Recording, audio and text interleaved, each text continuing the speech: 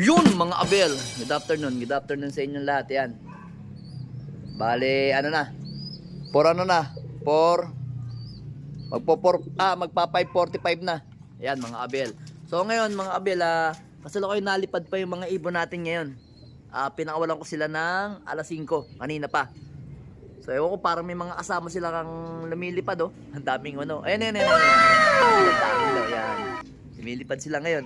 So yun mga abel, ito yung mga ano natin, yung mga pag-entry natin ng Kalapatids o LR. Ayun, yung nakaupo na yun. Taas muna natin yung tatay nilang si ano. Yan. Ayan, yan yung isa. Yan yung pang-entry natin, oh. Malaki na. Okay na, oh. Healthy. Siguro nga mga May bago mag May 15. Yan. Pwede na natin sigurong i-submit. Medyo tumutuka-tuka na ng unti-unti, pero sinusubukan pa rin. Nag-aaral-aral ng kumain mga abel. Then dito naman, yung isa mga abel, yan double ban na yan, pang-abuyog natin yan sa BBC mga abel. Yan, kasalukuyan nakakain pa sila. Maganda tong ginawa kong cover na to kasi maganda sa mga ibon kasi hindi siya, lalo yung mga maya, hindi maapunta. Pero meron naman nabibili ngayon sa sa Shopee na may nakaharang talaga. So yun ang gagawin nga natin sa mga susunod pagka dito na natin binread, kasi to plano ko tong mga to, isa,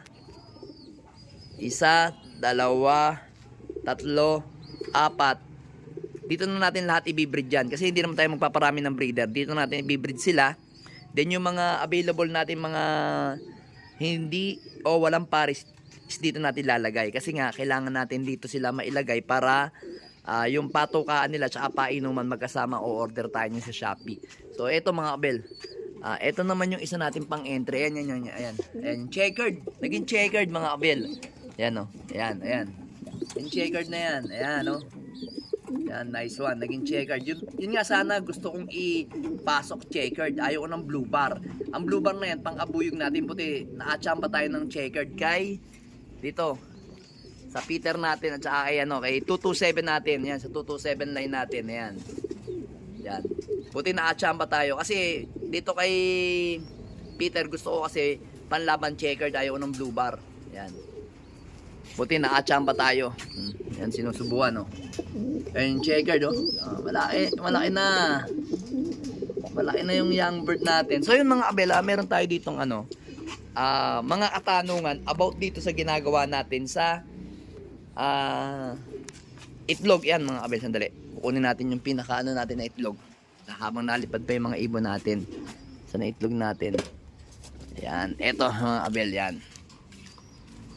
Kasi may mga nag-PPM sa akin, ano daw ginagawa sa itlog, nila, yung itlog na pinakakain ko sa mga ibon ko, ginagawa kong anong tawag dito? Yung grits, kasi yan na yung ginagamit kong grits eh. Sandali lang mga abela. Open lang natin to. Yan. Yan yung ginagawa kong grits na lang mga abel. Hindi ko na siya, hindi na ako nabili ng mga redstone yan. Ang gagawin ko dito, dudurugin ko pa nga ng konti yan mga abel eh. So yan, may mga nag-PM sa akin kung paano daw ginagawa ko. Kasi nangangamoy daw yung kanilang itlog. Aray mo, hindi yung itlog na itlog na, yun ang balat ng itlog na nilaga. Yan, binibilad ko po yan mga abel.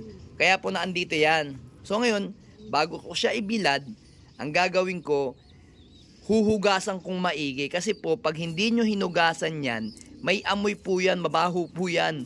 Kasi alam naman natin ang itlog is amoy utot, aray mo. Mabaho talaga yan pagka tumagal na hindi nyo hinugasan tapos didikdikin nyo ng diretso. Mas mainam hinuhugasan para matanggal yung amoy. Ibabad nyo muna sa tubig tapos ibilad ninyo. After nyong hugasan, kahit mga parang bigas, pang 3 hugas. Tapos saan nyo ibilad ng ganyan mga abel. So, kaya kailangan ninyo ibilad yan. Kagaya nito mga abelo, ito. Meron na akong panibagong itlog na yan. Ito yung itlog na bago pa lang. Ngayon, ang gagawin ko dyan, dito, hindi ko muna siya isasama dito kasi ito, okay na to eh. Na mag-iipon muna ako mag-iipon muna ako ng plastic na itlog. Tapos, kasi kada nagtitinda kasi ako, tray yung mga itlog. Minsan nga hindi ko nakukuha yung iba kasi tinatapon sa baba, kaya hindi ko na kinukuha yun. Kumbaga yung mga na-save ko lang sa taas, yun yung tinatago ko. Ngayon, ang gagawin ko dito, mag-iipon muna ako ng marami. Tapos ito, alam ko, kasi nakaano naman siya plastic. Nandiyan pa yung amoy niyan, pero pag hinugasan ko, matatanggal na yung amoy. Ganyan lang mga abel ang ginagawa natin sa ating eggshell. Kung gusto niyo makatipid, kasi kung meron naman kayong araw-araw na mga anak na kumakain ng itlog, mga almusal na itlog, ayan, sayang yung pinaka-shell. Ang gawin ninyo, itago nyo, tapos yun, ibilad nyo, hugasan nyo, pagkahugas nyo, ibilad nyo ng kahit mga 2 to 3 days. Para lang maganda yung nila, patanggal yung amoy. Tapos yun, saan nyo dikdikin yan mga abiel? Parang siya, nabubulol ako. So, kailangan dikdikin yung maigi yan. Tapos yun, pagka dikdik, parang ganito na siya lalabas mga abiel. Yan, ganyan. Doon lang naman sa mga nagtatanong sa atin mga abiel, sa mga nagtatanong sa atin kung ano daw ginagawa natin doon sa mga itlog na yan. Kasi namamaho daw itlog ng ginagawa nila yan mga abiel. Simple lang yan, Teka lang. Sa mga gusto lang yung mga hindi naman sa pagiging matipid sa mga ibon, kumbaga lang din nyo, kumbaga maging practical lang din kayo, lalo kung may nakikita kayong ganito sa loob ng bahay o sa labas, kung mga nakikita nyo tinatapon lang, hingin nyo yung itlog, sayang naman. Kinakain ng mga natin yan, mga ibon. Maganda yan. Pang-breeder na, pwede rin sa flyer mga abiel. Kung paano ginagawa nyo sa grits, gano'n lang din, mga abiel. Ganda yan. As of now naman, ganda sa ibon ko. Wala namang pagbabago. Ganda ng kondisyon nila. Kaso syempre, payo ko lang, huwag kayong maglagay ng nito, ng Huwebes Biyernes. Kasi syempre, mauuhaw yung mga ibon ninyo sa arera. Bumaba na mga ibon natin yan. Meron ng mga bumabang ibon. Ayan, Ayan. Yung mga bumaba na. So ngayon, tingin ko, nagpawala kasi ako kanina. Bale, meron tayong nag-fly away atan 2. So, anak nga nito, mga kabilang nag-fly away natin. Ito, anak nilang 2. So, kasi napansin ko na yun laging gustong pumunta doon sa taas, sa tuktok ng Kasi nung bata sila, nung pinakawalan ko dyan na may tape, tataas sila talaga doon. Doon talaga gusto nila. Sa taas na yun, tapos ang tingin nila sa taas, parang gustong maglipad talaga o mag-fly away na. Sabi ko, patay ako. Na-shop pa yung inilagay ko dyan. Sana lang. Pasok.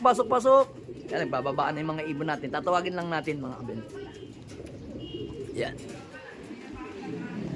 Yan, Yan yung mga ibon natin. Bababa na yung mga yan.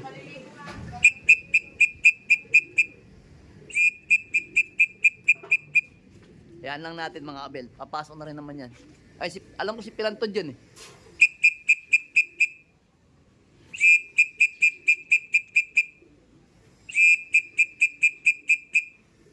Yan si Pilantod. Bababa na si Pilantod. Yan si Pilantod. Yan yung mga ibon natin. Tagal, anong oras na? Ayan mga abel Mag-aalas 6 na Ronda pa ng ronda rin yung ibon natin. Ronda yung ibon natin. Yun Salamat nga pala kay Sir Ronald Gonzales sa napakaganda nating feeds. Yan. Kalapatid mix. Ang sakalam. Ayan, ito mga abel. Ito yung pinapakain natin sa mga ibon natin. Yan. Napakainam sa mga ibon. Yan. Kalapatid mix. Tsaka flyer mix. Yan. Yan lang, sakalam na. Kahit wala na kayong i-add sa mga nito mga abel, sa grains nito. Pwede naman. Ako kasi naglalagay ako ng sap. Pero doon sa iba, pwede namang wala. Kanya-kanya lang tayong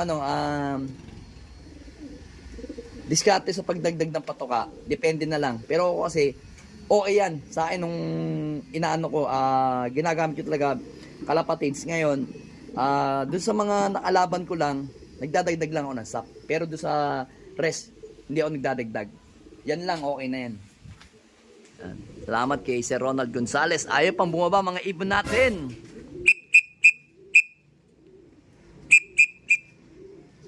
Baba na. Ito na. Mga nagbabaan na pala. Kumuha lang ako ng patoka eh. Ayan na. Pasok na, pasok na. Hindi makababa yung dalo. Yan na yung ibon natin. Papakain na tayo. Alas 6 tayo nagpapakain ngayon. Kasi tagal nilang rumonde eh. Ayan, si 6.5 oh. Yan yung mataas ang speed natin, si 6.5. Ayun oh.